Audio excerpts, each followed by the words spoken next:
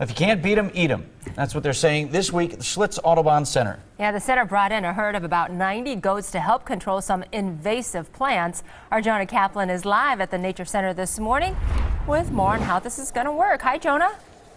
Susan, a pleasant good morning to you and a pleasant good morning to everyone else. What a job this would be. Can you imagine if humans were offered such a thing? We need you to go and eat. Eat to your heart's delight. Well, it solves a problem for us humans, at least here at the Audubon Nature Center. But to tell us about how this works, we have Ben Roble here, who is kind of the brainchild of this idea. Goats are brought in to do a job. This is not a petting zoo operation. Correct. Yeah, we have goats in here, about 95 of them. They're here to eat buckthorn. They'll remove all the green vegetation off the buckthorn stems, and then we do repeated grazings to continually defoliate the plant. So we're standing amidst, what is this, buckthorn here? Okay, and so you could see, I guess, a little bit chopped off, but there's still green leaves here. So what's the job? Is there something more complicated to eating?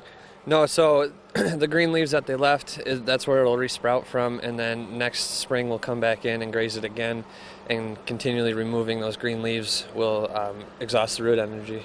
So the idea is that they'll just keep chopping and chopping and chopping until it can't grow back? Yep. Repeated times in a year, the plant won't be allowed to photosynthesize and it can't produce energy. That's a lot of science. I'm going to try and get that. But, I mean, why are these plants so dangerous to this area?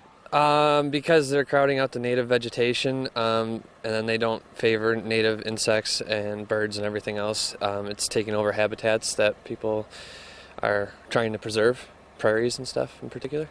How did you notice? This is a business that you run throughout the state, so I mean these goats are really just hired to do this? Yeah, we're all over the upper Midwest, Illinois, Iowa, Minnesota, and then we just eat our way around the state all spring through fall. Okay, well, and as Ben told me earlier that the goats, actually, they didn't get up for daybreak, unfortunately, at least this hour. But coming up the next hour, daybreak, we are going to get to see them live in action, maybe perhaps enjoying some breakfast, but live, I guess, somewhere else in the forest. Jonah Kaplan for today's TMJ4. All right, look forward to seeing the goats, Jonah. Thanks very much. Jonah has no idea where he is there, right? Surrounded by trees. He's new to Wisconsin.